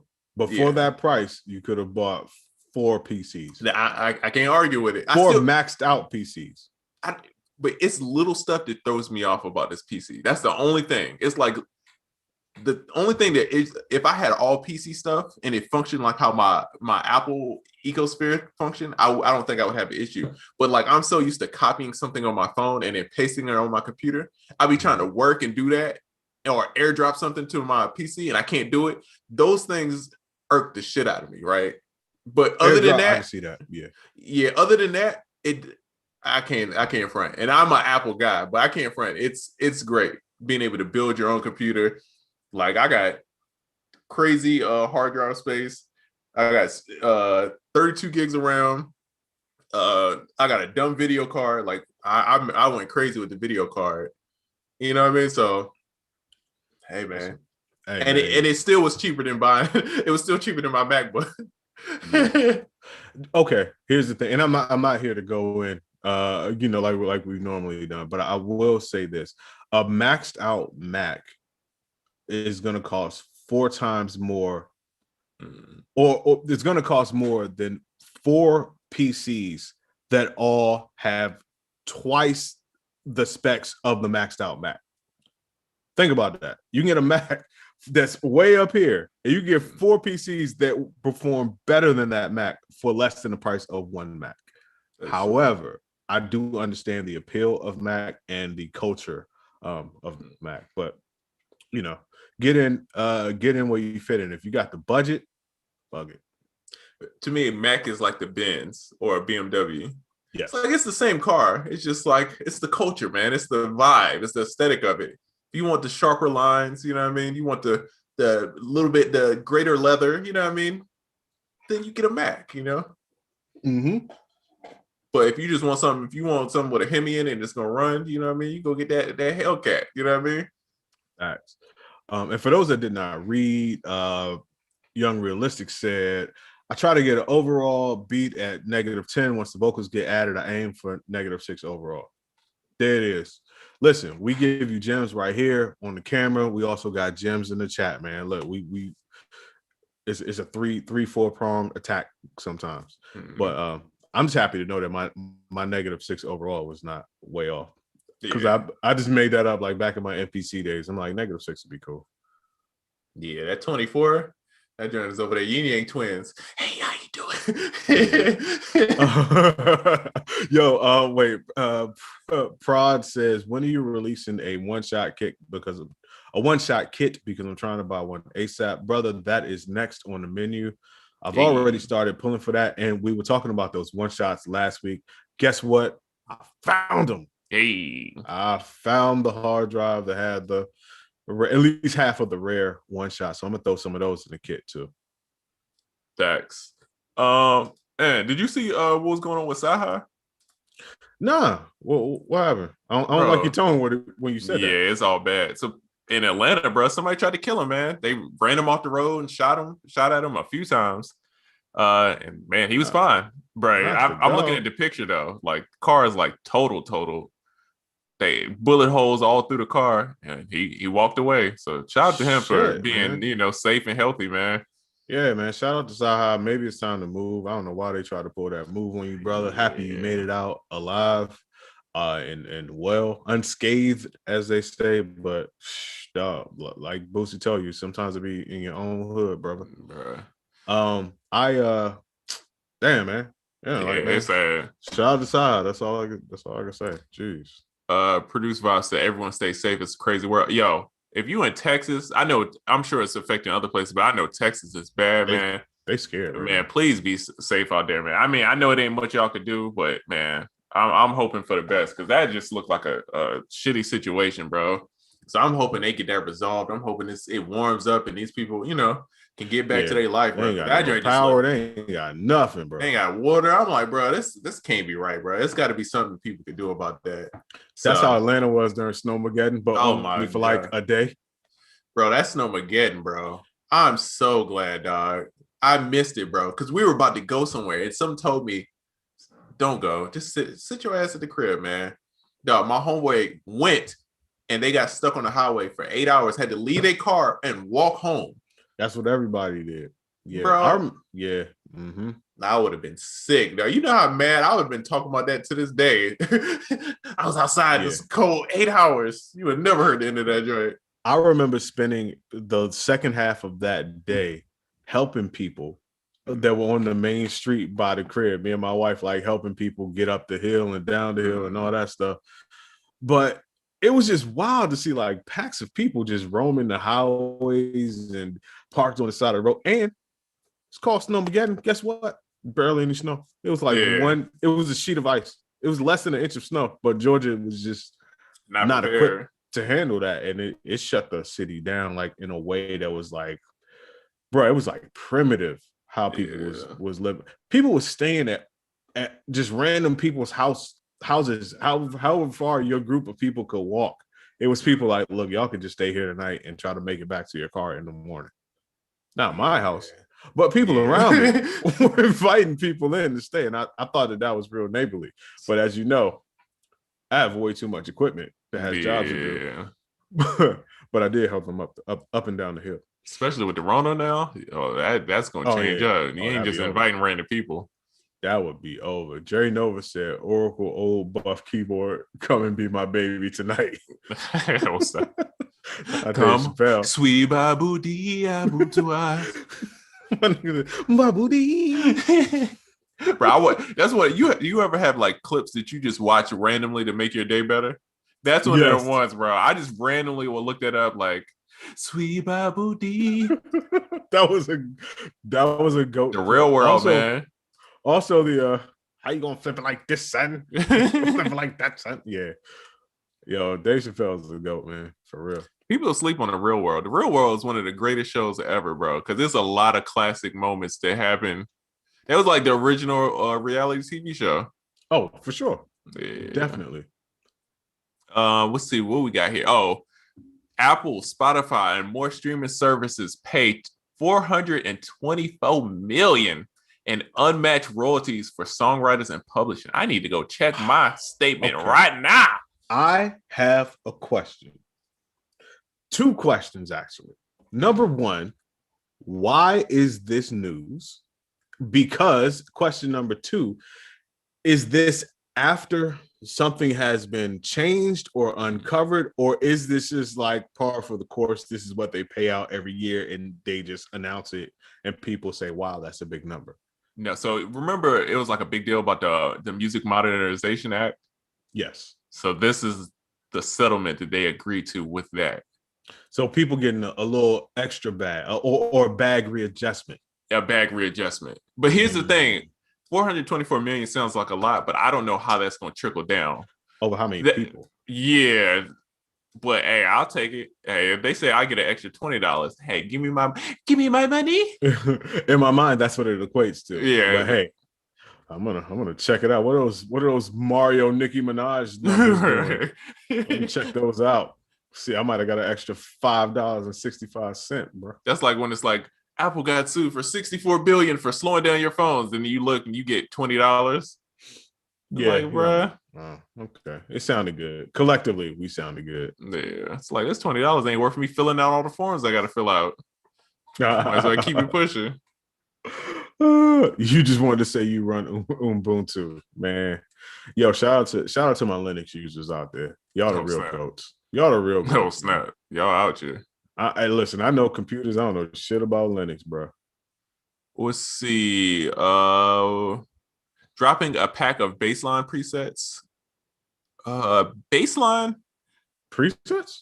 Presets, no, but DL on YouTube. But we both have 808 packs with bases in there. So I have a line called Subculture. Oracle's, what's your 808 formula? The 808 formula, yeah. And the 808 formula 3, maybe 2 and 3 have 808 MIDI patterns. Mm-hmm. Yeah, I mean that's pretty much presets. Yeah, I think Subculture 2 and 3, they got MIDI, basses, and 808s. Yeah, I mean we one shot people. You know. Yeah. Oh man, come on, man. We got you got to do it. I'm really excited about one shots, but prior to that, I'm excited about this other joint that came out. Dog, have you ever used a shortwave radio? No. Do I look like I was on Stranger Things? Well, real quick, inside of the joint that we put out today, it comes with 3 bonus packs. So the digital wax drum kit comes with 3 bonus packs. And one of those packs is called Analog Textures, where I literally sampled a whole bunch of records, 45s from different genres. They all have different feels, but then there's a shortwave radio folder where I got a whole bunch of just shortwave radio frequencies, a lot of chatter, all of that. And then there's a small pack of shortwave radio sequences that I made kind of like patterns out of. But dog, shortwave, a lot of things of the past, man, sound really great sonically. I'm just like, damn, why aren't these things around? At least musically, they should be around some more, you know? Do you have for the one shot, do you have a box for it, like a cover? No, I think I have a name though, but it sounds like I need to talk to you after. Okay, hold on. Let me pitch this one to you. Okay, I'm listening. One Shot Shakur, right? And you put the bandana on the sample pack. Come on, bro. On the box, you just had a bandana sitting around it with the bow in the front. Listen, bunch of tattoos. I like it. I think, man. I think I'm gonna have to consult your services. I was gonna call it Shots Fired. I mean, you could go that way too. But One Shot Shakur. Oh man. One Shot Shakur. I hit him up. I like that. Oh man. Oh, and DL on YouTube. My dog over here. Hold on, Young Smoking Aces, and also in the Instagram chat, Young Av Brow. They are both great bassist. Is bassist the correct word? Am I using that right? Bassist? I'm not a bassist. But yeah, I think that is right. So I mean, if you want the real bass lines, that for real boy, you know what I mean? Smoking Aces too. Yeah, that's what. Did I say Smoking? I think. Well, I know you said Abra on somebody. I don't know. Oh yeah, Smoking was the first one I said. Okay, gotcha. Yeah. That and which pack is the shortwave stuff in Oracle? It's in the Analog Textures pack, and it's a bonus pack that comes free with the digital wax drum kit. Dope. Okay. What DAW is used for the Art of Beat Mixing course? There are a few DAWs used throughout the course. However, every technique in the course is applicable to any DAW that you're using. And best of all, you don't have to have particular plugins. Like the stock plugins that come with any DAW, you'll be able to pull them up and apply everything that's happening in every single lesson, regardless of the DAW you use. I know Realistic uses a lot of Pro Tools in there, but there's some Ableton in there. I don't know if he included some Logic, but like I said, it doesn't really matter because everything's applicable to any DAW that you could possibly be using. Facts. Big facts. Yes, sir. Let's see. You see D'Angelo is doing a Verzuz, but it's it says this is what's weird. D'Angelo set for Verzuz performance at the Apollo against unnamed friends. So D'Angelo versus friends. Yeah, wow. So D'Angelo catalog so stupid they had to go Avengers on him. Yo, D'Angelo was like, yo, I'll fight all y'all. All three of y'all. All y'all. You need to go get somebody else? Go get them. I'll wait. Wait. You seen the How Does It Feel video? I'm in shape. I'm ready for this. Yeah, I don't know. I got How Does It Feel? I don't know if I like that. I'm a huge fan of Verzuz, but I either feel like this is going to be terrible or great. It's going to be one of those. I don't know if I like that because I feel like with Verzuz, the whole point is the battle. So if it's like a collective friend kind of thing, then it's like takes away some of the edge. You know what I mean? Yeah. I ain't come here to watch a nigga get jumped. Yeah, and I didn't come to watch it like people are saying it's gonna be a concert. Like I don't want to watch a concert. No. Okay, listen. Let's keep it funky. People won't say it. I'm gonna say it right now. Verzuz, we liked it because it was one person musically fighting another person. Then it became a celebration of musicality or whatever. That's cool too. I totally get it. No negative connotation. However, now if you try to turn it into a concert, okay, now what are we doing? What do we do? It has to have some tension of one side versus another side to make it more exciting. Otherwise, you're just watching the NFL All-Star Game. People just out there tossing the ball around and eating chicken wings as they play ball and letting their kids run touchdowns. So like, no one watches the All-Star Game. So it has to be some type of back and forth, some type of tension. Because think about it, the Verzuz that were really you either got to be two huge names or two people with tension. Like for instance, Boy Wonder and Hit Boy, while they like each other, but there was like tension. Yeah, in that joint, it was a little smoke. Like, yeah, same with Sean Garrett and Dream. Oh yeah, that was like a thing. It went back a while, so it was like, Jeezy? Oh man, I have never been so stressed just watching something. That was like watching a horror movie, and you know how you get that little stress. Gucci and Jeezy was like that for me. I was like stressed watching that. Like, oh man, this is crazy. I was watching that with DJ MacGyver, which for some reason made it more stressful than it really should have been. I don't even know why. I'm low-key upset. I'm a little jealous of that because I feel like MacGyver had the spicy takes, which would have made it 20 times better. Listen, let me set the scene for you. We're watching it in the truck, parked on the side street in Southeast DC. It's a real tension-filled time. It's just a hood-ass moment. You know what I mean? Shout out to MacGyver too, who told me I should listen to the new Jim Jones album before I did the show so I could talk about it. And I didn't have time to do that. But after the show, I'll definitely be checking out the new Jim Jones album because I love Jim Jones. I love Dipset. And hey, hey. Facts. Let's see. D'Angelo versus Maxwell. People talked about that. Who you got in that, bro? I'm biased, man. You know, D'Angelo's VA. Come on, man. You know, I'm rocking with VA. But Maxwell ain't no hoe, bro. Maxwell got some. I can't hit the other note. That other note just it don't reach in my voice box. But y'all know where I was going. That note. Yeah, no, you killed it. You killed it hitting the first one. I ain't gonna lie. That's all I got, bro. I don't know. First of all, VA all day. I'm gonna go with VA by default. But D'Angelo, let me tell you something. I don't know if you ever had the Patreon episode type topics here, but I don't know if you ever had the mixtape, the playlist. Oh yeah, special times. Of course. Listen, little Maxwell till the cops come knocking. That joint come on. You gonna give 110% on the court. You understand what I'm saying? Maxwell this podcast is sponsored by Gucci. Right. Come on, bro. Gucci, where you at, baby? First, we're gonna get the Manscaping sponsorship. Then we out here, man. We listen, man. Y'all know the mixtapes when you about to do your thing. Maxwell give you the 110% on the court type of songs, bro. I'm trying to. D'Angelo got them too, but it's some of them. The Max. I ain't talking about the Pretty Wings. I'm talking about them till the cops come knocking and the other songs like that.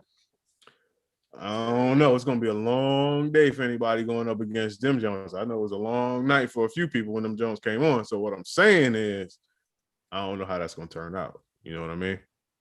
Yeah. Only thing about D'Angelo, I feel like D'Angelo got those, but then he got them vibe. I mean, Maxwell do too, man. That's tough. Dang, that's tough. I ain't gonna front. The more I think about it, it is tough. But I gotta go with VA, man. Somebody said get the draws tape. You know what it is. Come on, you already know what it is. The GTD. Why did get the draws tape sound like DJ Drama gonna be a holiday season? Got to Sebastian B says got to rewind when the mood got disturbed.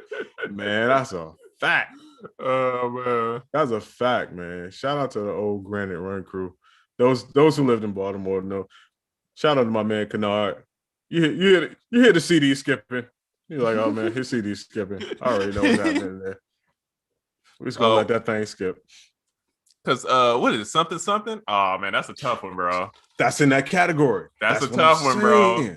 Man, come on. That's a tough one, bro. See, something. That's when it's winding down for the night. You know, it's winding down for the night. That she come into something, whatever, but then something come on, and then next thing you know, till the cops come knock it. Let's see. When are they bringing back the producer versus Dog Smoking? I hope soon, man. We've been talking about that for a minute, bro. I hope so, man. Please go back to the essence, man. It's so many dope. Like I want to see Alchemist do versus somebody. I want to see man. You could do Havoc. You could do somebody. Juicy J, bro, is still out there. Drummer Boy, Bangladesh is still out there. Bangladesh, I want to see, bro. Polo. Bangladesh and Polo is two people you don't want. I don't think you want to versus them, dog. Especially long day. Bangladesh, I feel like his catalog is not appreciated enough. Like his catalog is ignorant, dog. Ignorant, dog. Even to recently, bro. Bangladesh can go from 8-Ball to MJG. You don't want drama. What's your fantasy? All the way to Rihanna. Come on, bro. Look, stupid, bro. I tried to get Bangladesh to tell me who would be a good versus battle for him, and he played the humble card. He did. He played the humble card. Like, I don't know, man. You tell me. But I do know, just like I'm pretty sure he knows deep down inside that whoever it is not going to be a walk in the park, because Bangladesh is one of those people. For as much as you know about the greatness he did, there's at least an equal amount of what you don't know that he did. And you're like, damn, I don't have anything for that. Mm-hmm. So, yeah. Let's see. Jazzy Faye, another one. Mm-hmm. Another one where it's going to be, bro, that ain't going to be no easy battle, man. Jazzy catalog, people don't think about all the Aaliyah stuff that he did, bro. You got the Sierra run. You got, bro, it's so, bro, Jazzy's another one that's like, that's going to be tough. Battle Cat. B Cox is everyone knows that's not going to be fair for whoever. Yeah, B Cox, he going crazy. Yeah, you know, anybody versus B Cox, that's my brother, man. So I gotta ride with him. You know what I mean? It's like, yeah, that's a fact. Battle Cat is another one, bro. Battle Cat is it's ugly, bro. Battle Cat can play unreleased stuff, and I'm still he can play stuff that nobody knows he did, never heard before, and I'm like. Battle Cat probably got it. To me, you know who would be a good battle, and it's not to pit these people against each other. I'm assuming they're friends or whatever. But to me, like Battle Cat versus Rick Rock would be pretty cool, because you know it's a West Coast battle. Both of them just got unorthodox, dope ass styles. I would like to see that. I would like to see that. Yeah, battle versus Bangladesh. I don't know. I don't feel like the vibes line up. Yeah. It's going to be a lot of great songs, but yeah, it's going to be back and forth with vibes. Like Battle Cat Quick. That's a good one. I'm not mad at that one. That's really good, actually. Yeah, Quick. He's another one, man. Yeah, tough. Yeah, Quick. Dust your ass off, Quick. JD catalog, stupid. Yeah. Shout out Rodney to Jerkins. JD. He got seen him on crutches, man. Oh yeah, what happened? I need to. I don't know, man, but speedy recovery, bro. I miss, man. Have you been to Southside? Not lately. I haven't been to Southside since I went with DJ MacGyver. I had so many good times over at Southside, dog. It's always a funny, like something funny happening over there where it's like, yo, these people is foolish, dog. And then we go make beats, bro. So man, I wish this Rona was over, man. I'm ready to go back to studio. Facts. I just sat down and watched, listen to B Cox tell like a million stories. Oh yeah, that's the best part. All amazing stories. Most of the time, I would go to the studio. They would tell stories about all the stuff, and then it'd be like 4 a.m, and then everybody makes a beat, and they go home. Sound about right. It's like, but we spent 6 hours talking about other stuff. Southside night, man. Yeah. Southside night. Good times, man. Real quick, I want to get into these questions, but we keep coming up with new stuff. You talked about something like 2 podcasts back, and some people caught it, some people did not. I was one of those people, and I went and checked it out, and I feel the need to reiterate. If you have not, listen to the 85 South podcast episode with Dallas Austin. Bro, incredible. Amazing, bro. I would actually listen to that podcast episode again. As far as producer podcast interviews, one of the best, bro. One of the best that I've like, because Dallas is another one. I think people know who Dallas is, but they don't understand. Unless you were in Atlanta, you know what I mean? And like I came I don't want to say the tail end of Dallas, but I came when Dallas was like all the way up here. And you know what I mean? Yeah. But like Dallas' story, what he's accomplished, like who he's dated, like all of that stuff, bro, is you hear it, you be like, bro, what? Like he's casually talking about kicking it with Madonna and staying in her house and like, oh yeah, I brought Janet Jackson to the club. Like Drumline, oh yeah, that was about my high school. That was about George Clinton, Too Short, Eric Sermon, all these other people, all in one place though. Like that's just one story of all these people in one place. For those who really in the super duper hip hop, George Clinton, Too Short, TLC, and Illegal, the rap group of 2 little kids from back in the day that people probably don't like, all these people in the same place. Mm-hmm. No, like, and that's just one story that's not even close to the most compelling story that he told on that podcast episode. So listen, man, I don't know those guys. I get nothing from it, but damn it, this week, do like I did. I listened to it on a Saturday morning. Amazing Saturday morning listen. So yeah. Shout out to Dallas, man. Yeah, shout out to Dallas. Shout out to 85 South too, man. Oh yeah. They're funny. They hilarious as hell. Hold on. I got a question. I feel like we gotta ask these joints. How do you feel about to LA? Okay. LA or Atlanta to start a career. Okay, how do you feel about moving to LA or Atlanta to start a career? I feel like we talked about this on the last show. Yeah. I'll just summarize it in a nutshell. Do what you can with what you have where you are. And if things line up to where you can make that move, it will only enhance the situation. However, if you're not really doing what you feel is suitable in your current situation, I would figure out how to max that out first before I would think that moving somewhere is gonna help me in my career in this day and age. That's facts. And entertainment wise, I don't know if people noticed, bro, but everybody's leaving LA. Joe Rogan left. Yeah, all these entertainers. They're going to Texas and Florida, bro. And here's why I knew California was messed up. When I was living in LA, bro, you would have to have 3 months rent deposit, bro. It was like all the stuff you had to do to get an apartment, right? You had to have 3 times month rent. You would have to show that you make 3 times the amount per month for your apartment. It was like way too much. It was expensive. And then, they tax it for apartments.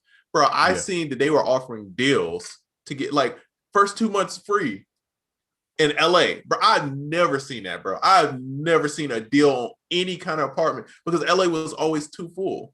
But everybody's leaving because the whole Rona situation and how they handled it. And you got to think everybody's out there for entertainment, right? So it's already expensive to live out there, right? And if you can't do the stuff that you moved out there for, then it's kind of like, yo, why am I paying this high rent? Like, why am I being taxed so much about everything, and then I can't enjoy what I came here for? So, right. Hey, that's another thing with the LA thing. You got to look at that, man. It's, it's changing. I never thought that this would happen, but it's definitely a different vibe out there. Rona changed everything, brother. Yeah. Rona and Atlanta's changed full. everything. Atlanta's full. Don't come to Oh, Atlanta. yeah. Yo, no vacancies. No vacancies. Let's see. Prentice says Tim and Bob got stories from their time with Dallas. I'm sure they do. Listen, shout out to my brother Tim Kelly. I talked to Tim Kelly, man. He's another one. The guys. Right. Tim Kelly had Dilla stories to tell me. He got Dilla stories. He got one. He got 112. Like the first day of 112 stories. He got the first day of the Neptunes stories, as well as Dilla stories. Yeah. Oh, that's crazy. Yeah. I need to hear some of them stories. Yeah. So they were amazing. I think it was one Sunday. I was like cleaning out my garage and just talking to Tim for hours, and he was just telling me stories and stories and stories. I was just amazed, bro. Amazed. But yeah, a lot of the stories had Dallas in them. Yeah.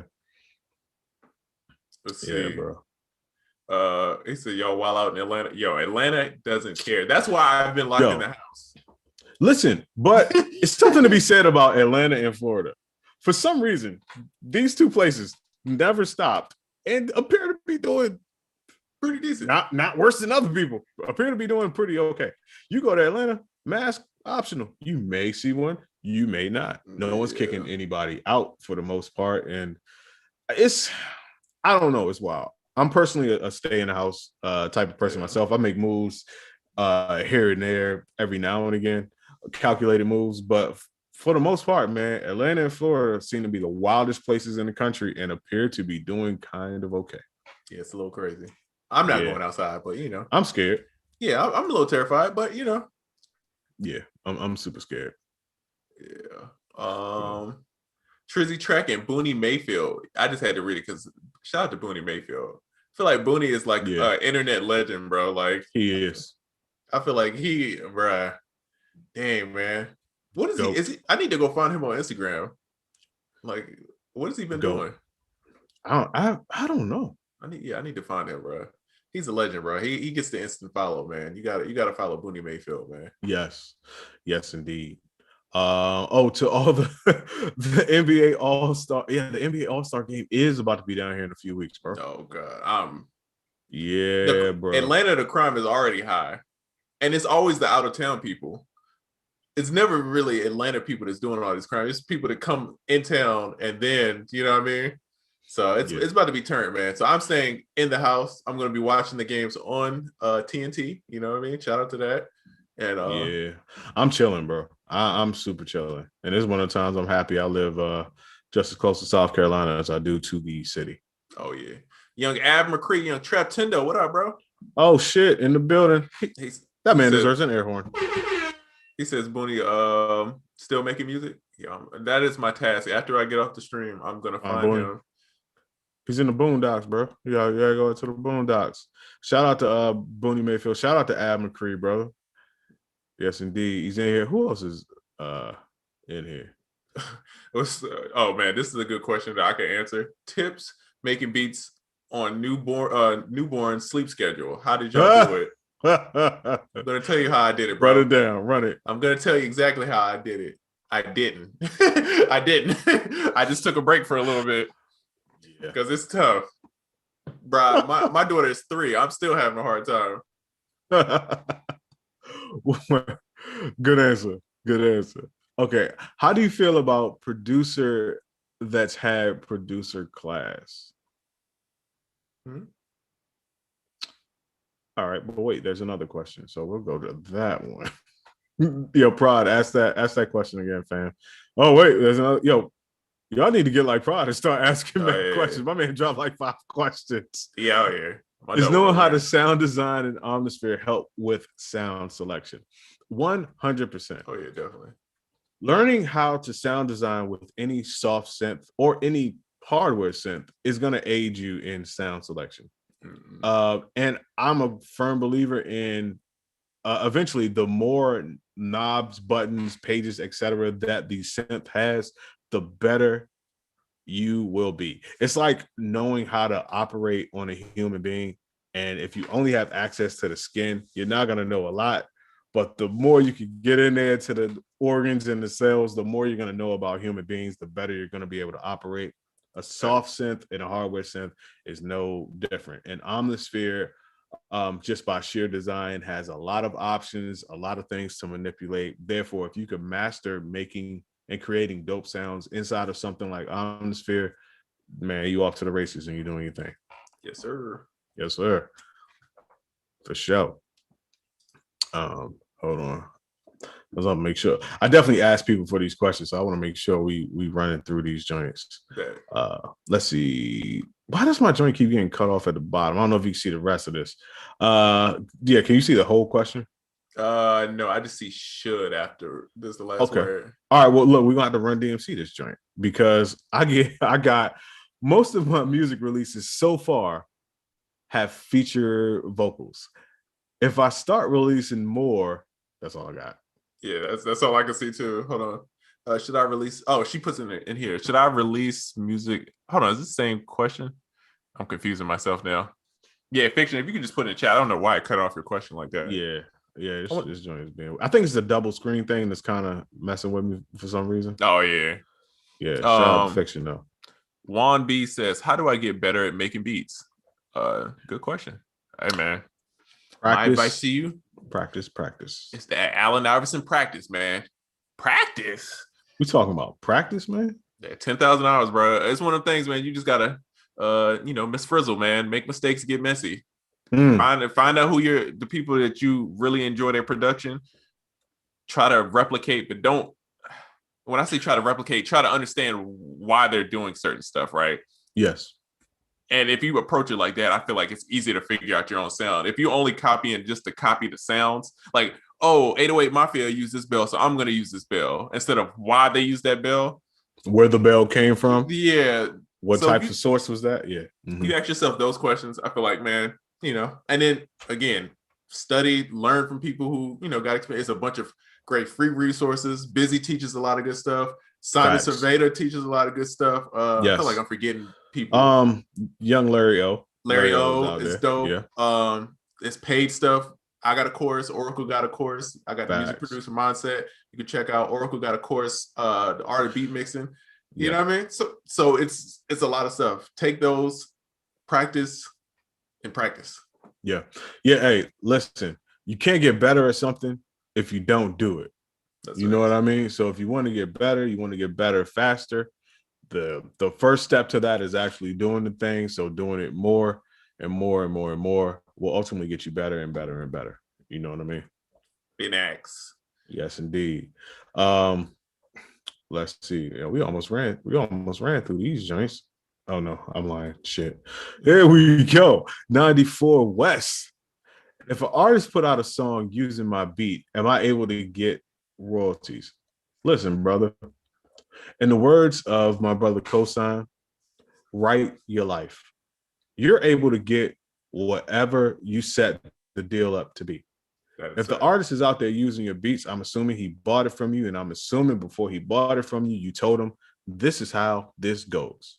So if you want to be able to receive royalties anytime someone uses your beat, you just simply tell that person, say, hey, person, if you use this beat, I need to get royalties on whatever, or you got to set it up to be conducive for you. And this is not a knock on your question, but as producers, we often, I see a lot of people putting things out, letting artists use them, and then figuring out how to get yours. If it was yours to begin with, you put the rules, you set the stipulations and the guidelines on how it's supposed to go. So do that before the fact and not after the fact. And in that way, people could either take it or leave it, and you won't be faced with the question of what to do after someone uses your stuff. You know something? I might need to hit up Young Tara, man. I feel like it needs to be more education stuff on that side of it. And I ain't gonna front. I know enough to get by, but I'm not as well versed on publishing and royalties as I should. Oh But yeah, me either. I know No enough one to is. function in business, but it's complicated, you know, and it's a lot of rules. I might talk to her and see if I could get something where I don't know. I don't know if it would be like a class or like a live or I don't know. We'll figure. Y'all let me know what I should do. But she's a entertainment lawyer. She handles a lot of this stuff. I've known her since I've been in Atlanta. It's the dog, you know what I mean? It's my homie. So I feel like she'd be good, man. So we might have to get her on the pod, man. We're gonna have to do something. And Yeah, then she y'all can killed it ask at the live joint. She killed it. Oh yeah. She know her stuff, man. So I feel like that would be good. Kind of help people understand that side of because I feel like it's a lot of it. You know what I mean? A lot of those questions. Yeah. I have an unpopular opinion real quick while we look for another question. Yeah, let's go. I think nano leaf lights are ugly. Bro. I don't like them. And they're expensive. Yeah, you know how I know I think they're ugly? I never even priced them. And I price everything. Oh, I do not like them joints. I don't even know what made me think of that. But I just don't like them joints, bro. I looked at the joints and I saw the price. I'm like, oh hell no, I'm good. Yeah, and no one has yet to make a cluster of shapes that I'm like, that's dope. Yeah, they just look like they look like they became a thing because people said that they were a thing and they supposed to look good. But I've never seen not in their design. I don't care how many you got, how you arrange them. Every time I see them, I'm like, nah, I'm good. It looks like somebody did origami and just slapped it. You remember you get the origami, the color paper, you know what I mean? Yeah, or the pre-cut squares. It's poorigami right there. That's poor people's origami right there. Yeah, I didn't know if I was alone. I thought I was really stepping out there on the ledge by myself. Them joints be looking terrible, yo. Every time. Okay, they don't always look terrible, but I've never seen any that got more than a. That's okay. Yeah, it's cool, and that's mostly like the straight line of them. I'm like, yeah, that's cool. When people start trying to make shapes with the joints, I'm like, nah, you tried it. Produced by Vibe, I guess. Produced Vibe, whatever. Mm-hmm. You know what I'm talking about. He says it's not letting you add questions. Yo, just put it right here in the chat. I get it. I read that joint, shouty. Yeah. Do we have a question limit? Are we so dope that we got mad questions? Or we got a Winzo question here? Oh, what Winzo talking about? What Winzo talking about? Oh yeah. I forgot we had questions from the other joint. I think Winzo, you actually put this in the in my Airtable joint too. Quality visuals for music posts versus several music posts with poor visuals. Thoughts? And the way she formed it in the other joint was like something along the lines of, when it comes to making visual content for your beats online, is it more important to have good visuals or have good content? So no surprise here. What I'm about to say is really going to just walk the line in between them. And I'm going to say as much of both as you can get. But the reason why I say it is just not to ride the fence, but it's to be like, great visuals will get you the eyes, right? But you don't want to disappoint the eyes once you get them. So that's where the great content comes in. So they both play a part. And I feel like you should strive to get as great with each side of that as you possibly can. Now, I'm going to do the hard decision. If it came down to one, I'm going to say better content. And in this case, it would mean the actual beat. Because you can have a not so great beat making video visually, but if the beat slap, it's going to slap. You know what I mean? So if I had to choose one, I would say a better beat versus the look of the beat. Because if you got like a Scorsese type visual, but the beat is terrible, all me and Triz are going to do is just pass it back and forth in the DM and laugh about it. So I think just having a better beat would outweigh, but you should strive to get the both on both sides. And it's tricky, bro, because running ads, right? It always goes back to marketing with me, right? Mm-hmm. I've noticed, bro, anytime I have the big camera professional, super like, that doesn't perform as well as the selfie style, super raw kind of video, right? Yeah. So it's some reason with social media, it's a disconnect with too polished stuff, right? And yes, and like social media, for some reason it doesn't seem natural, right? So I feel like people don't mess with it if it's too polished. So you got to find that you don't want it to be janky, but you don't want it to be like super like produced either. You know what I mean? Like it's got to be like casual. And I feel like those perform well. And then, bruh, something I've been living by. I'm trying to think how we even got it, who brought it up, but basically the moral of the story was, me and my homeboy talk about it every day. Every time I talk to him, is don't be boring. Boring is what ruins people, right? Don't be boring. So I think you can have something that's not as quality, but it can't be boring. You know what I'm saying? Yeah. Because I mean, this is like a far example, but think about Ice JJ Fish, right? When we talk about music, right? We're talking about quality of music. The music is terrible, right? But the key factor, his videos aren't great, but the key factor is he's not boring, right? It's entertaining, right? At the end of the day, no matter what the product is, he's entertaining, and that's what the sell is. So I think as long as you're entertaining, then you could kind of balance that line. But it's got to be a mixture of all of those. Bruh, you definitely killed it. You killed it, bruh. Hey, Mike. So listen, it's about that time, bro. Oh, snap. It is definitely about that time. So you got anything you want to holler at the folks about? Yes, man. Go to theproducerkit.com. Even if, I mean, just out of love, go to theproducerkit.com. You're going to get a pop-up. It's going to say, put in your text, put your number in. You get a discount code, and me and Oracle are going to be dropping all kinds of stuff. You get up to date first. You're going to know about the giveaways. I got some giveaways coming up. I got new products coming out. Me and Oracle got something new coming out about to drop. So if you want to know first, you want to get the exclusive, you want to get free stuff, join the text message vibe community chat. I haven't thought of a name. So get that. And then just dropped a new sample pack called Euphoria. If you buy it now, you get a bonus sample pack called Ramp Up, full of FX transitions. And if you sign up for the mailing list, I said mailing, email, God dang it, the text. It's so new. If you sign up for the text, you get a discount for that. So go to producerkit.com, check that out. Then go to Oracle's joint. Man, yes, sir. Hit soundoracle.net, especially today. Yes, because Realistic and I just put out a brand new kit. It's not a kit, it's more like a bundle because it is one kit, but it comes with 4 sample packs total. The main kit is called Digital Wax. It's a drum kit where we use a whole bunch of analog equipment, vintage samplers. Check out my stores to see a few of those pieces. I just ran it through the mud with everything I had, and Realistic took it and ran it through the mud with everything he had, and it just turned out to be something really spectacular. It comes with another kit called Chord Crate, in which I put a whole bunch of MIDI chord progression. So it's kind of like record digging, but for chords. There's another pack that comes with it called Analog Textures, which is dope. It's a bunch of real vinyl textures, because I hate when people try to get you to use fake vinyl textures. I hate it. Yeah. It got that in there. It got shortwave radio frequency noises, which I love to add real low in the background of stuff. A few shortwave radio patterns, and it comes with another kit called Retroactive Loops, which are just old school vinyl analog process style loops. It's really amazing.